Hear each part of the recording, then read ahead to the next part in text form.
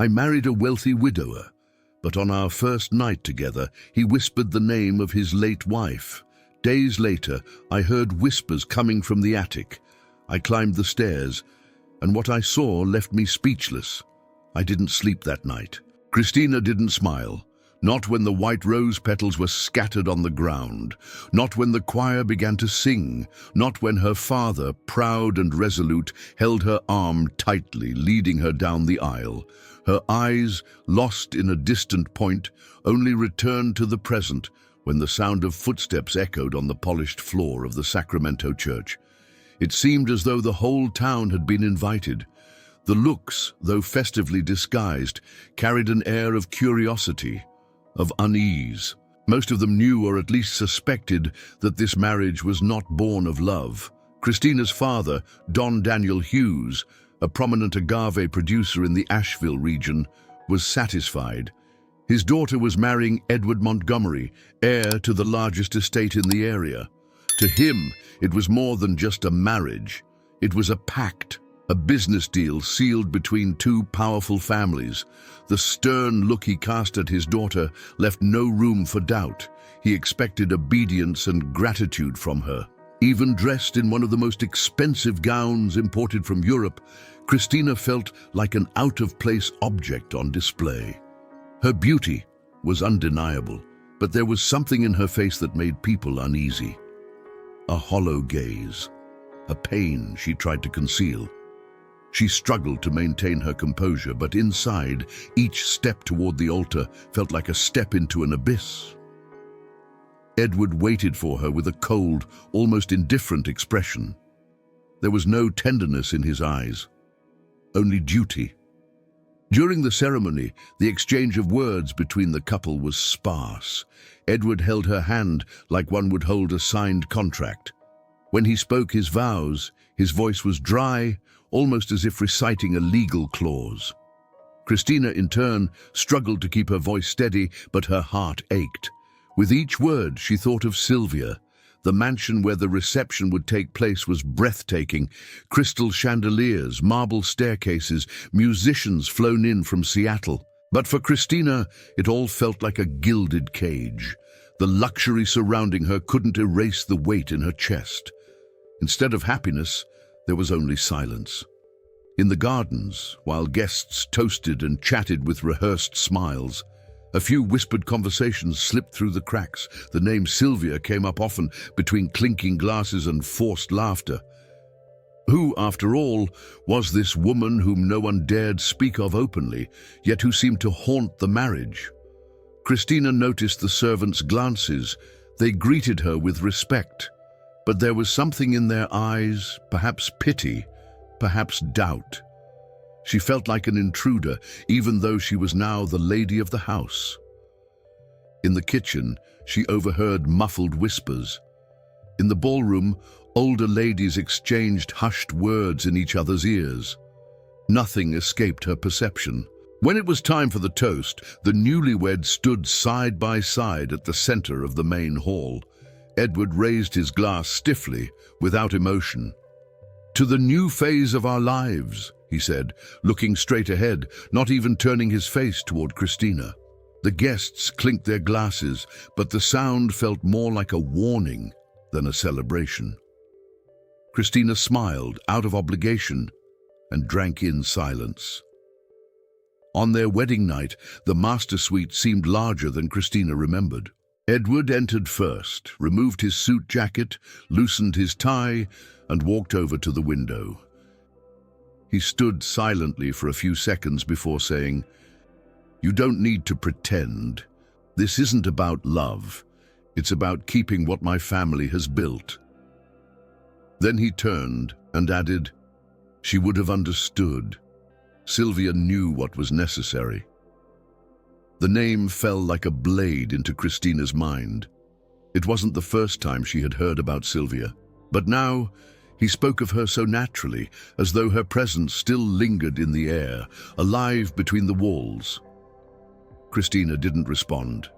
She sat on the bed, motionless for long minutes. Edward left the room soon after. There was no kiss, no touch. Alone, Christina walked out to the balcony. The night wind blew strongly. Below, the lights from the party still sparkled, but she couldn't feel anything but emptiness. She sat down in a chair, wrapped her arms around herself and cried. She cried for the life she was leaving behind. She cried for a life she didn't choose. The wind still blew when Christina, exhausted from crying, fell asleep right there in the chair on the balcony. Her wedding dress hung gently over her shoulders, her disheveled hair swaying in the breeze, and her swollen eyes could no longer stay open. The silence of the early morning seemed to envelop her like a veil until a metallic noise from inside the house startled her awake. At first, she thought it was a servant finishing up some preparations for the party. But the sounds didn't seem normal cracks, heavy footsteps above, and something that sounded like a door being forced open. Christina slowly got up, her heart racing. She returned inside, barefoot, her cold feet touching the chilled stone floor. The mansion was dark, and the clock in the hallway read 3:20 in the morning. She climbed the stairs silently, driven by a curiosity that mixed fear and unease. On the second-floor corridor, the faint light of the moon revealed elongated shadows. It was there she heard a low cough behind her. Turning around, she came face to face with an older woman, her features hard and her gaze piercing. She was impeccably dressed in an old-fashioned uniform. Before Christina could say anything, the woman spoke. "I'm Grace. I've been the housekeeper for 28 years. You must be cold." Christina nodded, surprised. There was something about her presence that unsettled her, not so much because of how she looked, but because of the way she looked at her, like she already knew everything. Grace held a blanket in her hands, which she draped over Christina's shoulders with an unexpected gentleness. "This house wakes up at night, Mom. You'd better get used to it." Christina tried to ask what that meant, but Grace had already moved down the corridor. As she followed her path, Christina noticed that many of the doors were locked with large iron bolts. Some of them seemed as if they hadn't been opened in years. Others showed recent signs of use but were still blocked. At the end of the corridor, one door caught her attention, a carved door with strange symbols and a small bronze plaque that read "Library." Christina tried the doorknob. It was locked. The next morning, the servants moved around in silence. Christina went downstairs for coffee, but the glances were avoided, and the whispers stopped as soon as she approached. There was something restrained in each gesture. A tension hung in the air. In the corner of the room, she overheard a fragment of a conversation between two maids. If she finds out what happened in the room of the former wife, "Shh, you'll wake the curse again."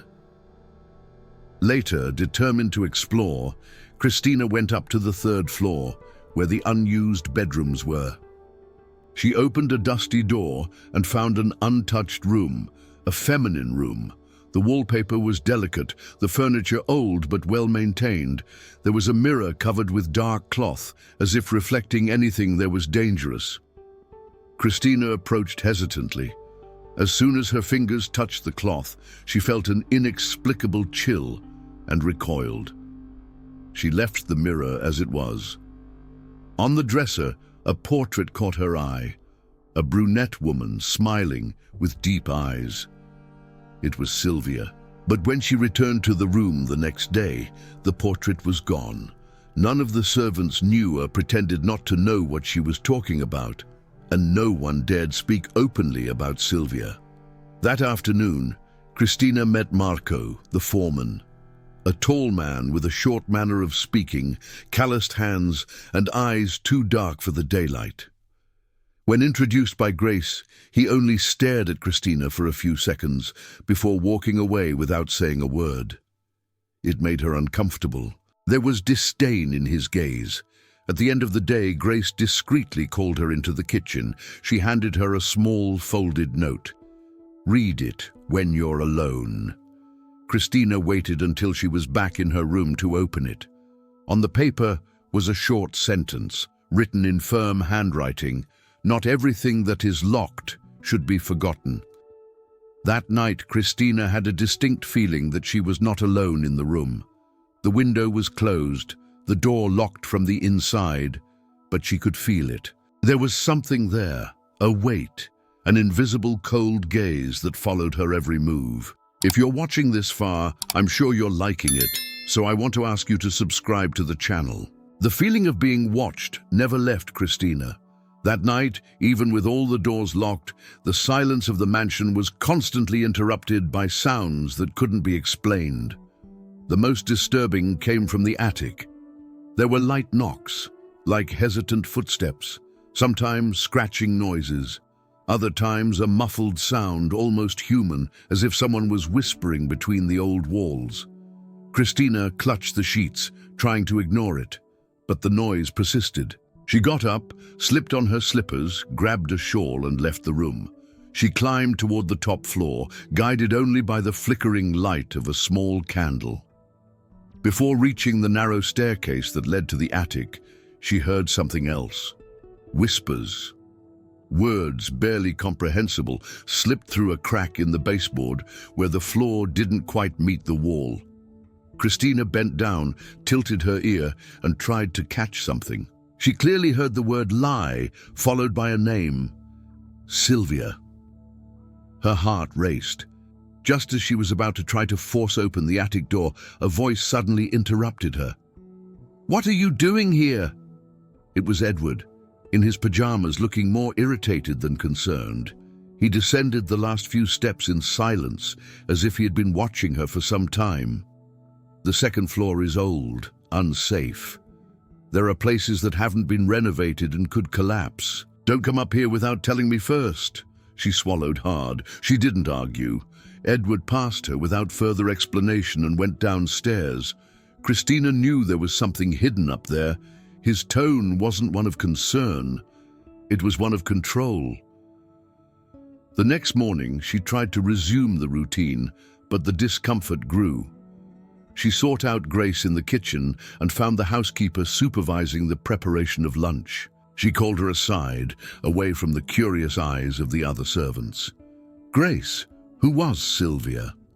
The woman hesitated. She looked around, as if weighing the risks. After a few seconds, she spoke in a low voice.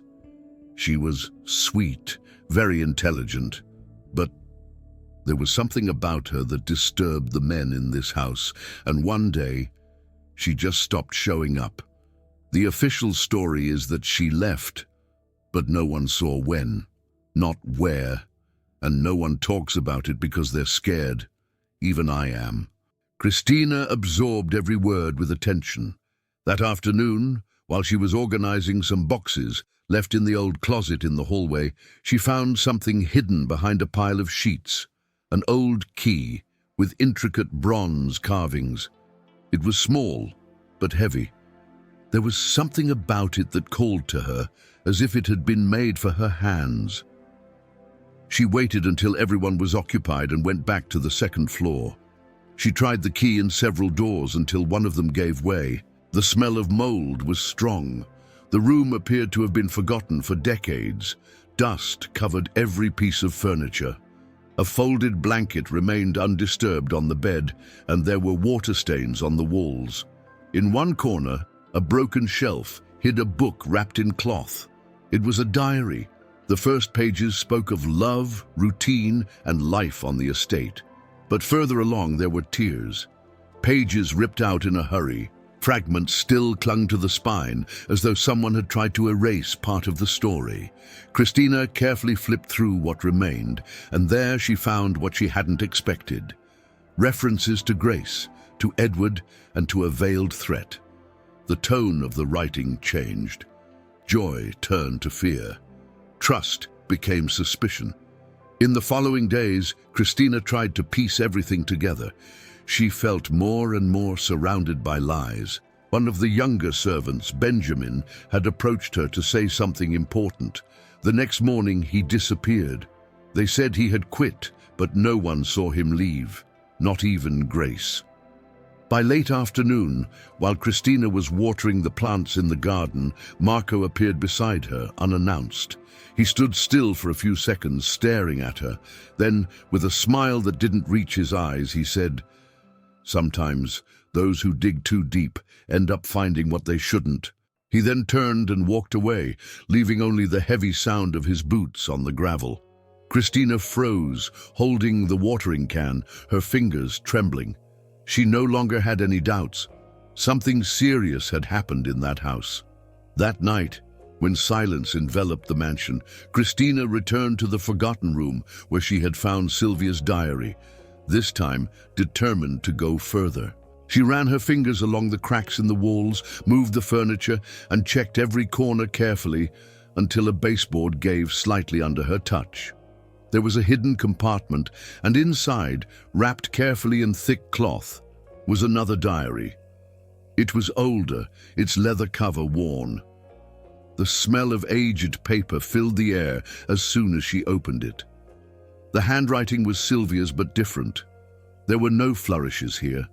It was direct, almost desperate. "I'm being watched. Marco always shows up when I least expect it. I know it's no coincidence. Edward avoids talking to me. Grace tries to help, but she's always looking over her shoulder. Something's wrong, very wrong." Page after page, Christina dove into the accounts. Sylvia described the first few months after her marriage to Edward, moments that started sweet but soon turned suffocating. Her husband grew cold and absent, and the house began to change around her. "I started going through Don Manuel Montgomery's office, Edward's father. I found boxes with records of shell companies, names that don't exist, accounts in tax havens. There were maps, notes, routes through the Mexican countryside. Something tells me the estate serves as a front for something much larger, but I don't have proof yet." At the end of one of the pages, there was a small envelope glued to the paper. Inside, folded neatly, was a hand-drawn map by Sylvia. It showed the mansion's floor plan, with red marks at strategic points. One of them highlighted a false wall in the old pantry. Next to it, Sylvia had written, "Old passage, used by Don Manuel for nighttime transport. They hide something there." The next morning, Edward told her he would be traveling to Seattle for 2 days, claiming meetings with suppliers. Christina pretended to believe him, but by the afternoon, while looking out the second-floor window, she saw his car covered with a tarp at the back of the estate. Edward hadn't left. He was hiding somewhere within the property. Tension grew in the following days. The routine of the house changed. The corridors were now patrolled by servants at night. Doors that had previously been unlocked were now secured with thick locks.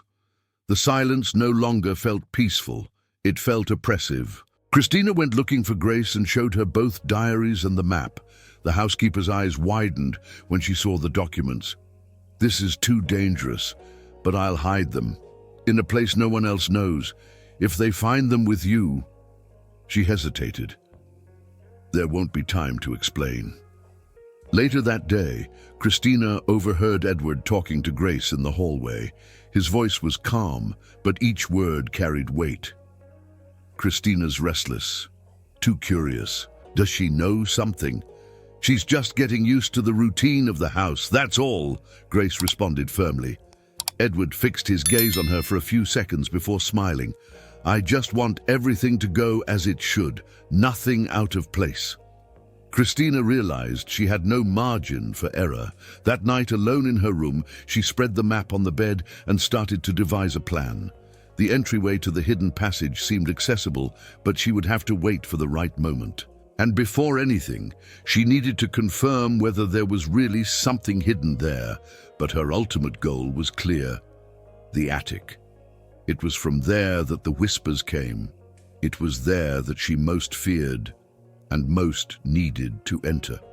She spent several days observing the movements in the house, studying every step Edward and the servants took, waiting for the perfect opportunity. It came on a stormy night. Lightning cut across the sky, and thunder made the windows shake. It was the kind of night where footsteps blended with the rain and poorly closed doors were ignored. While everyone scrambled to make sure the leaks didn't flood the rooms, Christina grabbed the old key she had hidden and climbed to the top floor. The attic stairs were narrow, steep, and covered in dust. The lock on the door resisted for a few seconds, but gave way with a dry click. The smell that emerged from within was overwhelming, a mix of mold, rust, and something else. Something rotten. Christina covered her nose with her handkerchief and stepped inside, guided only by the dim light from a small lantern. The room was steeped in shadows.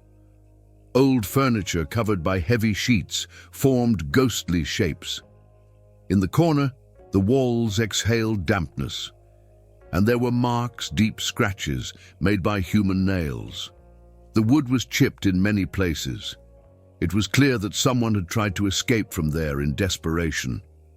Further along, on a broken dresser, a hairbrush caught her eye. It was clean, except for a few blonde strands still stuck between the bristles. Christina felt a chill run down her spine. This wasn't just a storage attic. This place had been used by someone. Recently. She took 2 more steps, and then she heard it. A low sound, a breath. She turned quickly and saw, in the dark corner of the room, a figure curled up in an old blanket. When the woman lifted her face, Christina gasped, choking on her own air. "Sylvia!" The woman's eyes widened in instinctive terror. "Please, don't scream, don't say anything." Her voice was weak but firm. "They can't know you saw me." Christina stood frozen. The sight before her was impossible. Sylvia was alive, much thinner, her eyes sunken, her lips cracked, but it was her, the woman from the hidden portraits, from the suffocated diaries. She was there in the flesh with bones and fear. "They told me you..." Christina tried to make sense of it. "Edward locked me up here after I found out about the family's business. I threatened to expose them. I thought Don Manuel was the only one involved. Edward seemed different, but he's worse. He knew everything. He was a part of it. And when he realized I wouldn't keep quiet..." Sylvia stopped. She looked at her own arms. Christina saw the old bruises, the marks on her wrists, the skin dry as if someone had survived at the limit. The scratches on the walls, they were hers. "He told me that if anyone found out I was alive, he wouldn't hesitate to do the same to anyone who helped me." Downstairs, a noise cut through the conversation. Doors opening, heavy footsteps entering. Marco. Christina recognized the rhythm of his steps, firm, unhurried, as though he knew exactly where he was going.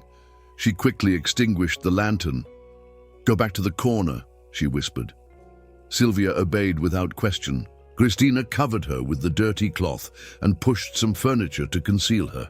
She descended the stairs as quietly as she could, her heart racing.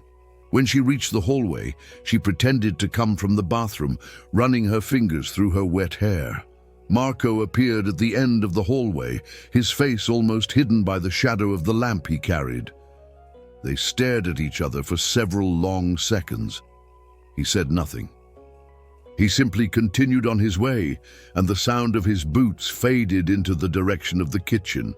Christina returned to her room, carefully closing the door behind her and leaning against the wall, panting. What had once been a suspicion was now a mission. Sylvia needed to get out of there. But how could she liberate someone who, officially, was dead without being buried alive along with her? Christina spent the rest of the night awake, sitting on the floor of the room with her back against the wall and her knees pulled to her chest. The revelation that Sylvia was alive, locked in her own attic, was hard to process. The reality seemed distorted, as if she had crossed an invisible line between doubt and certainty. Everything that had seemed like exaggeration before, the whispers, the diaries, the suspicious glances, was now a grotesque puzzle. And the worst part, she was at the center of it. The next night, when the storm had passed and silence returned to the mansion, Christina went back to the attic. She brought bread, water, and a dry blanket for Sylvia. The woman ate slowly, as if each bite was a battle between her hungry body and the constant fear. After she had gathered some strength, Sylvia spoke again. The Montgomery family isn't just landowners. They control trafficking routes that pass through the estates in the region. It all started with Don Manuel, but Edward took over. Marco handles the dirty work, bribing local authorities, transporting illegal goods through the estate's warehouses, including weapons. It's all hidden under the guise of agave export.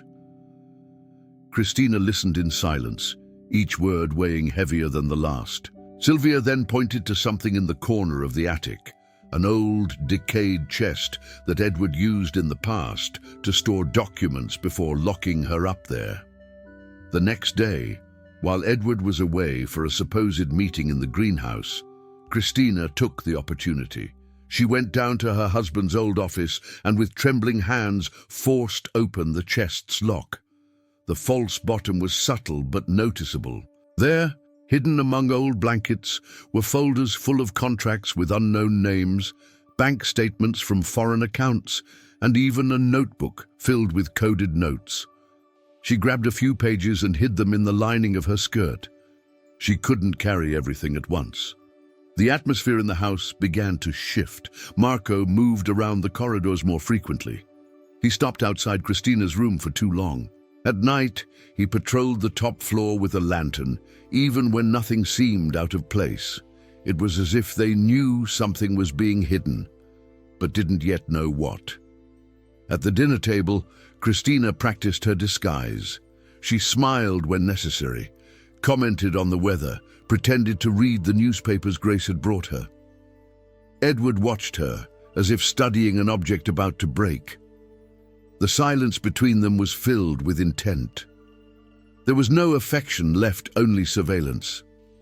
One afternoon, while organizing a wardrobe in the bedroom, Christina found something that made her freeze. Hidden under the nightstand was a small listening device, a discreet but effective piece of equipment. That explained a lot. The sudden silences from the servants, the avoided glances, Grace's caution. Someone, most likely Marco, was monitoring everything. When she showed it to Grace, the housekeeper didn't hide her distress. I always knew something was wrong, but I had no idea they would go this far. That same week, Edward ordered the external door locks to be reinforced. He claimed it was due to security concerns after a robbery at a nearby estate. But Christina knew better. It was control. It was panic disguised. With the increasing risk of their meetings in the attic, Christina and Sylvia began exchanging notes, pieces of fabric sewn into the sleeves, phrases written with charcoal and hidden behind paintings, quick direct messages full of urgency. The chest holds more. Don't trust Benjamin. Grace has a copy of the key. Then, a new detail changed the atmosphere. Edward started frequenting the guest room more, where Christina claimed to keep clothes she didn't wear. One night he spent more than 10 minutes inside, silently. The next dinner, he fixed his gaze on his wife with a loaded look. "Is there something you'd like to tell me, Christina?" She kept her face calm, her voice steady. "No." "Why?" "Because you've been acting different."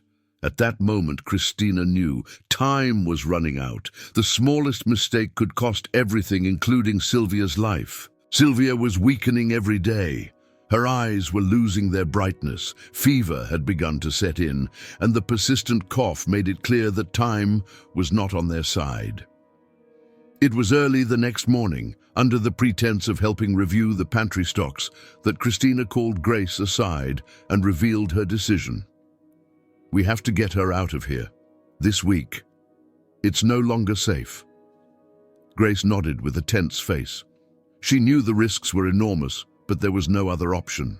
Together, they began to form a plan. Christina would use one of the estate's cars kept in the old garage. Grace would help distract the servants at night, and Sylvia would be transported disguised as part of a move, wrapped in blankets. The next afternoon, Christina tested the car in advance. The engine worked, but there was something strange about the sound. a slight metallic noise that hadn't been there before. On the day set for the escape, the car wouldn't start. They opened the hood and found the main cables had been cut with precision. This was no accident. Marco. Edward, in turn, announced that he would be traveling to Madison to resolve matters with a family accountant. But that night, Christina saw the lights on in his office until late. He hadn't left. His car remained hidden near the barn, and the servants avoided talking about his real whereabouts. Christina tried another route. She used the greenhouse phone, the only one left unsupervised, and left a coded message on the answering machine asking for help for someone in delicate condition on a secluded estate in the Asheville countryside. The next morning, one of the gardeners, Miguel, approached Christina discreetly. "Ma'am, if you need help leaving here, I know the old paths behind the plantation, but it has to be quick." The next morning, Miguel didn't show up for work. No one knew anything, or they pretended not to. Christina understood the message. Marco was tightening the noose, and Edward no longer needed to pretend. The meals at the table became a minefield. Edward ate in silence, watching every gesture of his wife. Christina returned the looks with rehearsed calm, but the atmosphere was suffocating. He spent more time inside the house, as if waiting for her next move, as if the hunt was already closing in. That night, Grace handed Christina a small bundle of keys hidden inside a thick loaf of bread, one that she made every week for the servants. They were copies of all the main locks on the mansion. "Keep these safe, and if you have to run, run." Sylvia's condition worsened.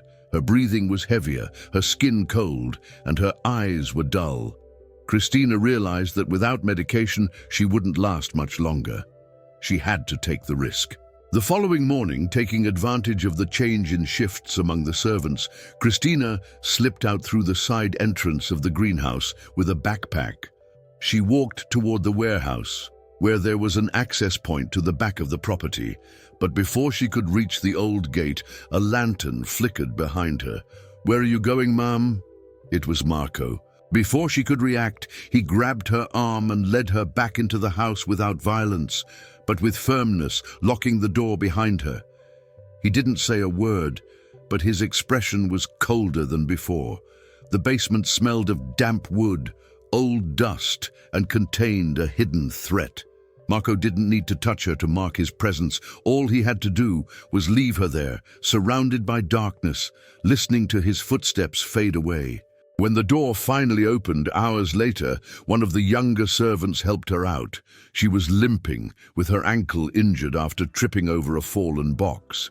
Her arms were scratched, and her eyes held something new: silent rage.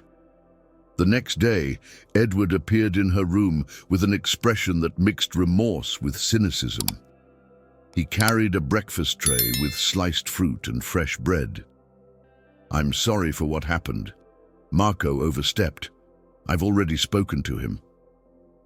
Christina didn't respond.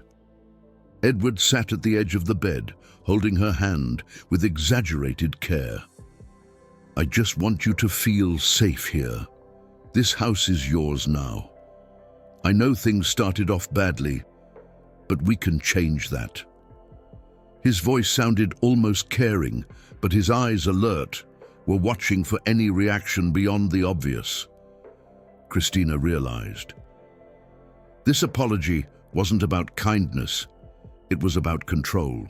And at that moment, she understood that maybe the only way to deceive him was to do exactly what he wanted, pretend to submit.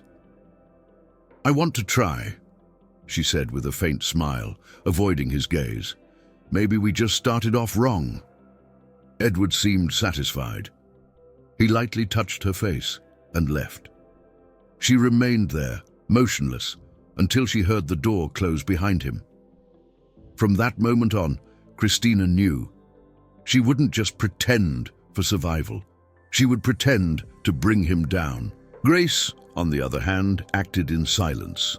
That same week, she took a quick trip to the nearby village and managed to contact an old acquaintance from the local police, a retired sergeant who owed favors to her family.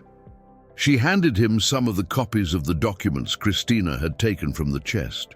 But what Grace didn't know was that another police officer involved with the Montgomerys was infiltrated at the station.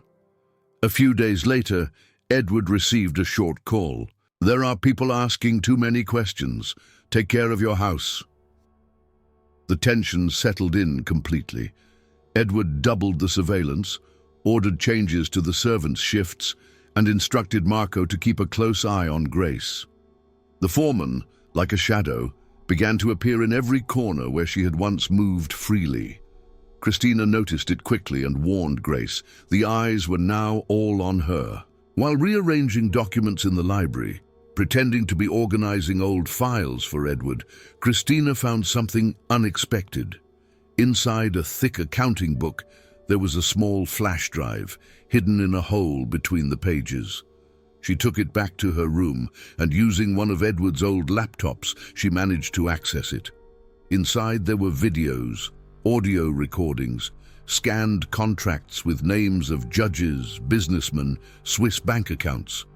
It was more than proof. It was the key to dismantling the entire Montgomery network. Meanwhile, Sylvia, although still weak, was starting to react. With the makeshift medications Grace had secretly managed to get, the fever was subsiding. Her appetite was slowly returning. She could speak more clearly, and the hopes that had seemed dead began to pulse in every sentence whispered between her and Christina. On Thursday morning, Edward found an envelope on his desk. No sender. Inside, only one handwritten sentence: "She knows." He took the paper to the fireplace and burned it slowly, but his nervousness was visible. In the corridors, his tone with the servants grew harsher. He started locking cabinets, changing routines, demanding daily reports from Marco. Something had shaken him. Christina noticed this, and she decided she could no longer wait. Not for help, nor for more time. She knew the danger was about to explode, and if she wanted to stay alive and save Sylvia, she had to act before Edward discovered every move she had already made. Christina spent the night awake. The anonymous letter had worked. Edward didn't sleep. He walked back and forth in the house, locking doors, changing keys, searching through drawers. The tension in the mansion was unbearable. She knew she was being watched more than ever. Still, she was certain that she needed to keep going. Now more than ever. The next morning, 2 men arrived at the estate to evaluate the irrigation system. Edward reluctantly allowed them to enter, but didn't suspect anything. What he didn't know was that one of them, Roberto Bennett, was an undercover police officer, honest, discreet, and investigating reports of rural corruption in the region for months. Sent by Grace's contact, Roberto had assumed the false identity of Bennett and blended in with the workers on the estate. He began to observe everything, taking note of times, paths used at night, and, most importantly, Marco's movements. That same night, Christina tried to leave through the greenhouse entrance to hide a new flash drive with more evidence, this time financial records of contracts signed in the names of front people. But she didn't have any luck. Marco, who had been patrolling the grounds more than usual, saw her cross the garden with a covered lantern. He cut across the yard and appeared before her without making a sound. "Where are you going, Mom?" Christina froze. Her heart was beating so loudly she thought it could be heard in the dark. "I just needed some air. I couldn't sleep." He didn't respond. He simply stood there staring at her until she turned around and returned to the mansion under the weight of the silence. The message was clear. Every step would now be watched. Aware that she could be discovered at any moment, Grace made a bold decision. With the help of a car borrowed from a cousin, she left the mansion and hid at her relative's house, about 20 kilometers away. Before leaving, she hid a box of papers and a sealed letter addressed to Christina. She no longer trusted anyone inside the house, not even the servants who had once shown her respect. Meanwhile, Edward was quietly spiraling. He suspected everyone. He locked his own office and began burning documents in the estate's disused bakery. Christina watched from a distance, pretending ignorance, but she took advantage of a momentary carelessness from her husband to enter the old tool shed, where she retrieved a second volume of financial records that had been hidden by Grace weeks earlier. There, she found records of money laundering, manipulation of land prices, and the purchase of land in the names of straw men. The next night, Sylvia revealed an important secret. Even though she was weak, she pointed to one of the walls in the attic and said, "Behind that bookshelf, there's a compartment. The falsified land contracts are there. Don Manuel hid everything before he fell ill." Christina checked and confirmed it. The documents were there, fake signatures, duplicate records, forged deeds, the last piece of the puzzle. But Marco, suspicious of Grace's sudden disappearance, acted quickly. He followed the trail, tracked down the cousin, and broke into the house where the housekeeper had been hiding. Without raising alarm, he kidnapped Grace and brought her back to the estate, locking her up in a barn in the back, keeping her hidden from everyone. The only sign left by her was a bag that had been dropped on the road, containing a small envelope inside. The next morning, Christina was confronted by Edward in the hallway. He no longer pretended to be charming. "It's over. From now on, you stay in your room, and I'll decide when you leave." He locked the door with 2 turns of the key, and she was left there, alone, unsure if this was the end or just the beginning of what was to come. But then, as she opened the drawer of the nightstand, she found the envelope Grace had hidden before fleeing. The letter was short but decisive. "Christina, if you're reading this, it's because I've been found out. But everything you need is with you. Don't wait for help. Use what you have. Finish this, for all of us." Christina closed her eyes and took a deep breath. She was trapped, watched, alone. But now she had everything in her hands, and she couldn't back down anymore. Christina closed Grace's letter with trembling hands. Every word felt like a spark, igniting something inside her. The certainty that there was no more room for hesitation. With her fist clenched around the envelope, she moved toward the wooden window in her room. It was locked from the outside, but the inner latch gave way with a soft click. The night outside was silent, but she knew that somewhere on the property, Bennett, the undercover officer, was still there, waiting for a signal. With quick movements, Christina wedged the envelope between the slats of the blinds and waved a white cloth, trying to draw attention. A few seconds later, a lantern blinked twice in the direction of the field. Signal received. The final proof was now in safe hands. On the other side of the estate, while she was still locked in her room, Grace managed to escape unnoticed by Marco.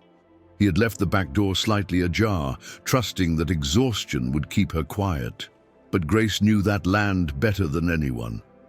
She escaped through a side passage, slipped into the cornfields, and after hours of walking in the dark, reached the main road. There, she caught a ride with a truck driver and headed straight to the police station in the nearby town. She arrived exhausted, dirty but lucid. "I have proof, and there are 2 women in danger on the Montgomery estate. We need to act now." With Grace's testimony and the documents delivered by Christina, the official raid was authorized. The next morning, undercover police took positions around the estate. Armed men took positions along the paths leading to the fields, while a special unit approached the front entrance. The operation was underway, but Edward already smelled the end. Even without knowing exactly how much had been discovered, he could tell something was wrong. He packed a bag, grabbed a sum of money, and called Marco. They would escape through the back of the property, using the old dirt paths that led to the neighboring plantations. However, their escape didn't get far. The police surrounded the estate and invaded shortly after 4 in the morning. The dog's barking was drowned out by the sound of heavy boots. The first exchange of gunfire began near the barns. Marco, always in the lead, tried to react. He fired at the officers while Edward ran toward the fields, his backpack on his back. In the middle of the chaos, Christina managed to break open the lock on her room with an iron rod hidden behind the nightstand. She ran to the attic where Sylvia was waiting, weak but conscious. "It's happening," Christina panted. "Now is the time." They went down together, shielded by the noise of the confusion. Christina moved through the corridors with the care of someone who knew every shadow. At the back exit, they saw one of the thugs trying to block their way, but they were saved by one of the undercover agents who opened a path for them. Meanwhile, Grace, already with one of the police officers, was cornered by Marco in the back of the house. He trapped her with a gun in hand, ready to silence her. But he was shot by a precise bullet fired by Bennett. Marco fell right there, without a chance to react. Edward, in turn, ran toward the agave field. He tried to hide among the tall rows, but was intercepted by two officers. He still tried to argue, shouting that everything was a misunderstanding, but he was handcuffed without ceremony. His reign had come to an end. By morning, Sylvia finally left the mansion. She was pale, fragile, leaning on Christina's shoulders. They stopped for a moment in front of the main gate. She looked at the clear sky and breathed in the fresh air as if it was the first time in years. "It's the sun," she murmured. "I thought I would never see the light of day again." Christina hugged her silently, her eyes full of tears. The nightmare wasn't completely over, but there, under the morning light, they both knew they had won. Under the still orange sky of dawn, Christina helped Sylvia into the back seat of the unmarked police car.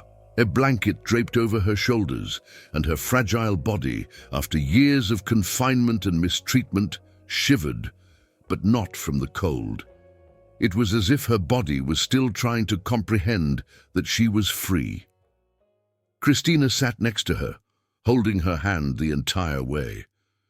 Sylvia's eyes never left the road. Every passing mile seemed like a break from the prison that had been her life. The nearest hospital was 30 kilometers away from the estate.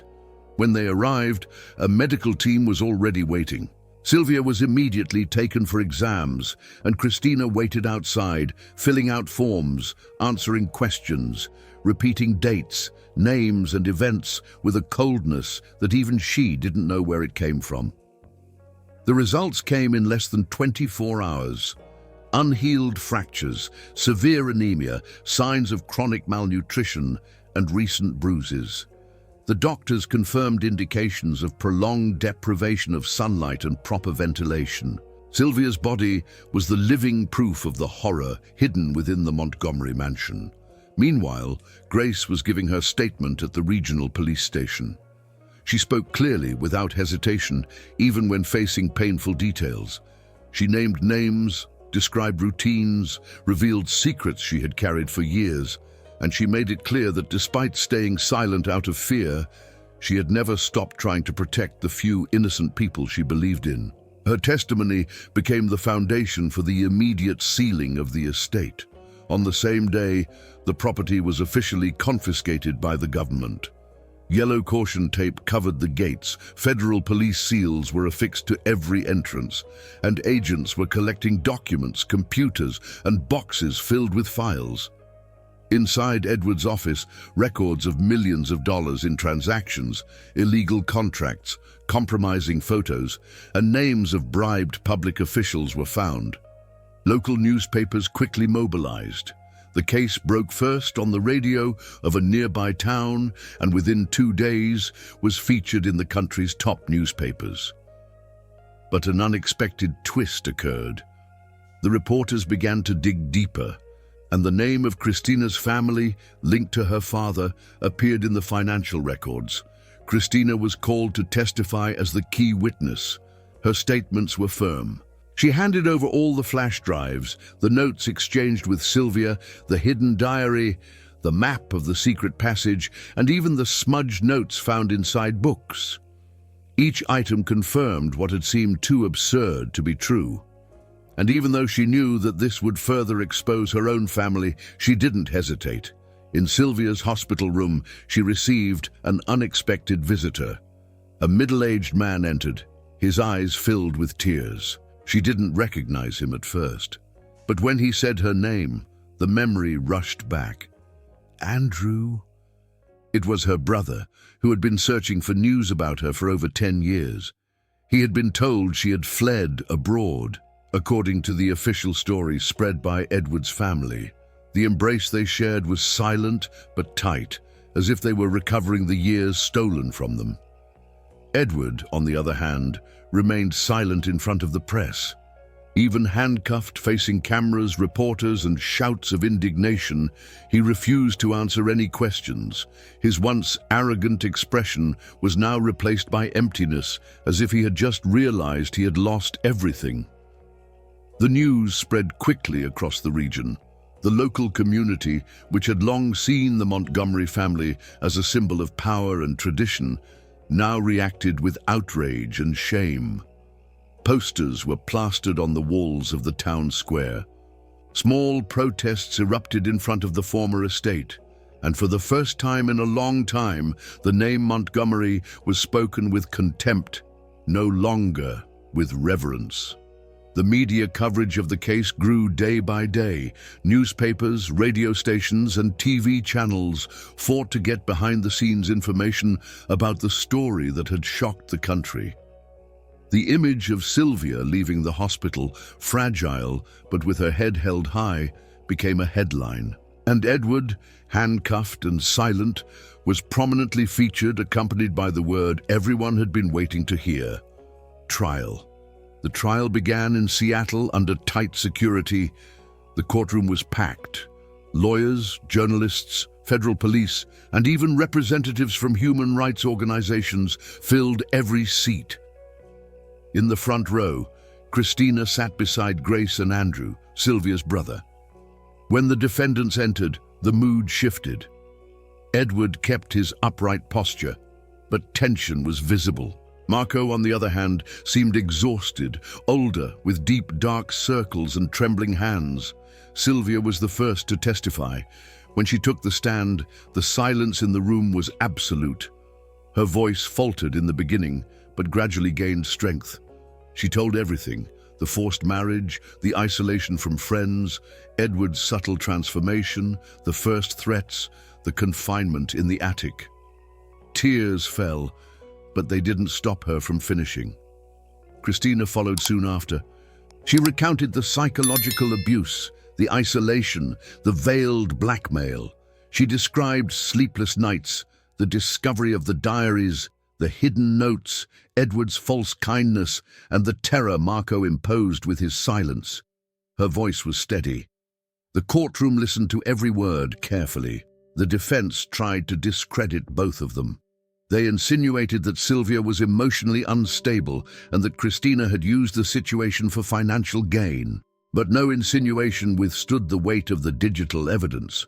Videos from internal cameras, recordings hidden by Grace, scanned contracts, and false reports signed by Edward.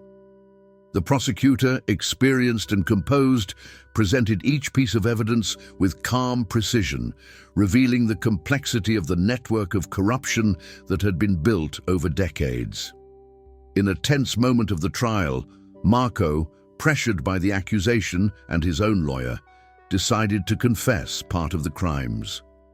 He admitted to knowing about Sylvia's imprisonment, participating in hiding documents, and threatening the servants to keep quiet.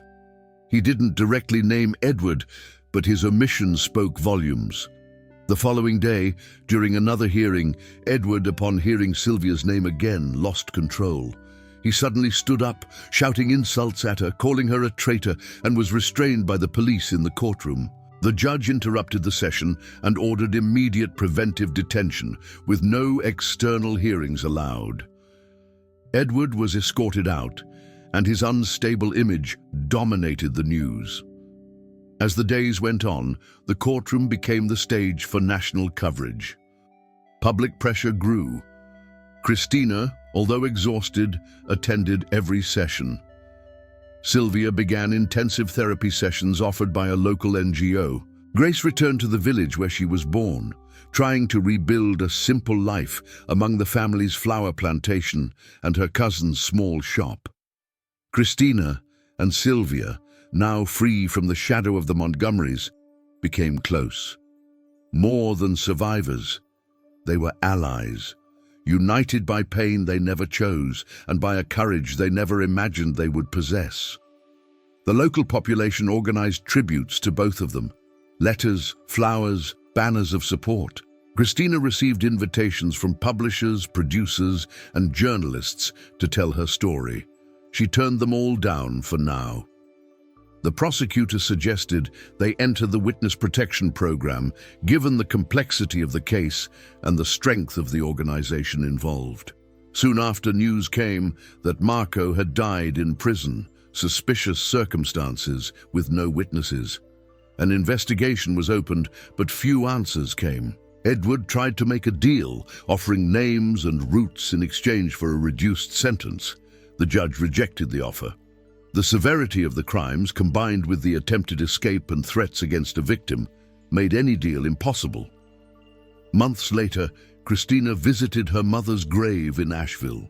She took her father with her, now frailer, shaken by the revelations that had also stained his name. They stood in silence before the simple tombstone, and Christina felt, for the first time in a long time, that everything was where it should be, on the outside.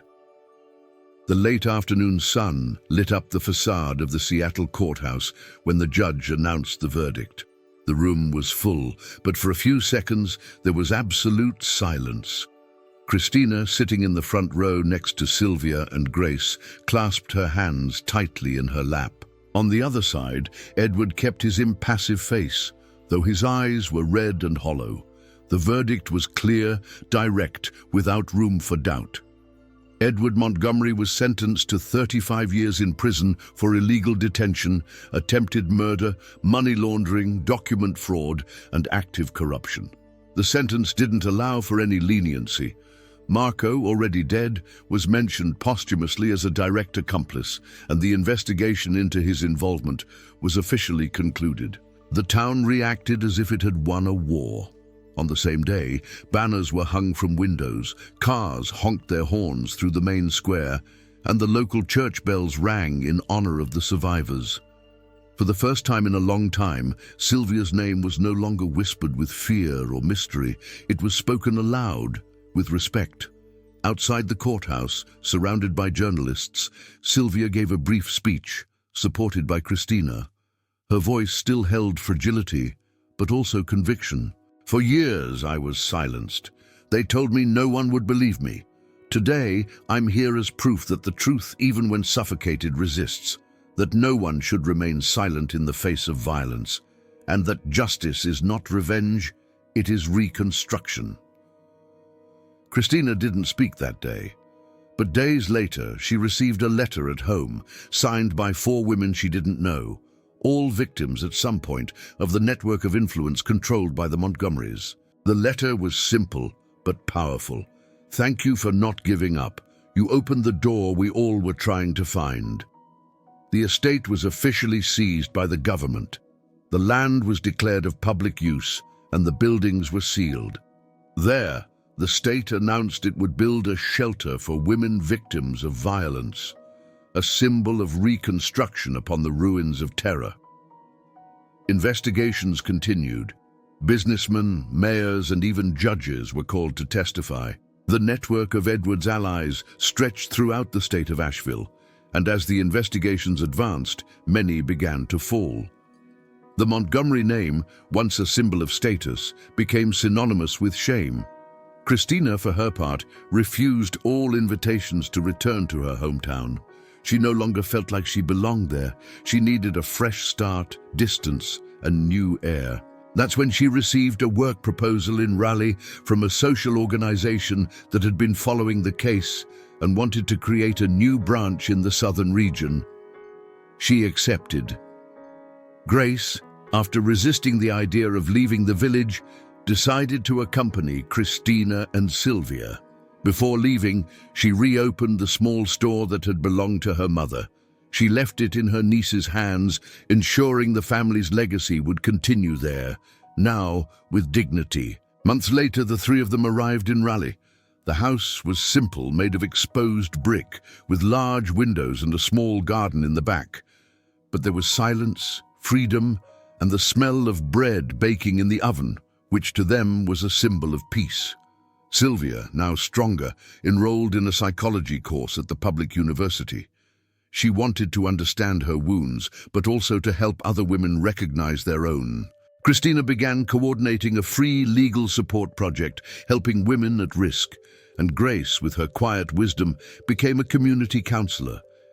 Everyone listened when she spoke, and when she was silent, they respected her even more. Life didn't return to what it had been before, but there was something new in this time. It was their choice. Time in Raleigh seemed to have a different rhythm.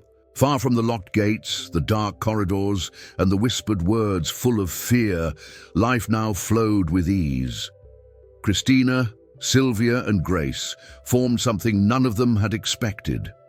A family. Not by blood, but by choice, by survival, by mutual care. Their bond, already strong, had transformed into something even deeper, a kind of love born from pain, but blossoming in freedom. The mornings were quiet. Sylvia dedicated herself to her studies with discipline. Grace baked bread, tended to the community garden, and Christina immersed herself in her work with the legal aid project. In the afternoons sometimes, they would sit on the porch to talk about the future, no longer about the past. The days were simple but whole. It was on one of those afternoons that Christina ran into Julian, a childhood friend who had moved to Raleigh years earlier. He worked in sustainable farming and participated in the same social network. Their reunion was natural. There was no immediate romance, no promises or expectations, just the light presence of someone who knew the version of her from before. He looked at her like someone who recognized but didn't intrude, and for Christina, that was enough. Even with the peaceful pace, the trauma still made itself known. There were days when her body weighed down without reason, when memories insisted on returning. But now there was comfort. When the silence became too dense, a word was enough. When fear crept back in, a glance from Sylvia or a calm gesture from Grace restored balance. The nights were quiet, truly quiet. There were no more hidden attics, no footsteps in the hallways, no eyes watching, just the sound of the wind and, sometimes, the rustling of leaves in the yard. Christina learned to sleep deeply again. Frequently, she wrote letters to her father, who now lived with her sister in Madison. It wasn't a complete reconciliation, but an attempt to rebuild. The words still carried distance, but also a measure of compassion. She knew her father had been complicit in the silence, but he was also a victim of a system that taught men not to see. A year passed, and it was at this mark that Christina decided to visit Sacramento. She wanted to close a chapter. She went alone. She walked through the stone streets, entered the church where she had once married without love, and finally made her way to the estate. The place was now abandoned. Fallen gates, broken windows, and wild grass swallowing the walls. But what had once caused her terror was now only ruin. She walked the land slowly. She stopped in front of the attic door. She remembered Sylvia, the nights, the fear, the pain. And she took a deep breath. The memories were there, but they no longer held her captive. In the main square of the town, she found a newly painted mural honoring women survivors of violence. Among the names, there was Sylvia's and Christina's, a symbol of resistance, a reminder that their voices had broken through the thickest walls. A few months later, Sylvia published her memoir. The book traveled across the country, reaching universities, support groups, and women's associations. With every page, Sylvia not only freed her own story, but also encouraged others to do the same. Back in Raleigh, Christina walked through the flowers in the field. The wind blew lightly, And that sound that had once terrified her now, was simply life passing by. Grace, in silence, planted a tree at the entrance of the house, a jacaranda sapling. "So it can bloom in place of what was destroyed," she said. Christina smiled, not forced, not for anyone to see. A real smile, simple, for the first time in a long time. And then she looked at the horizon. There was a road, there was a future, and for the first time, everything inside her was at peace. The cycle was closed.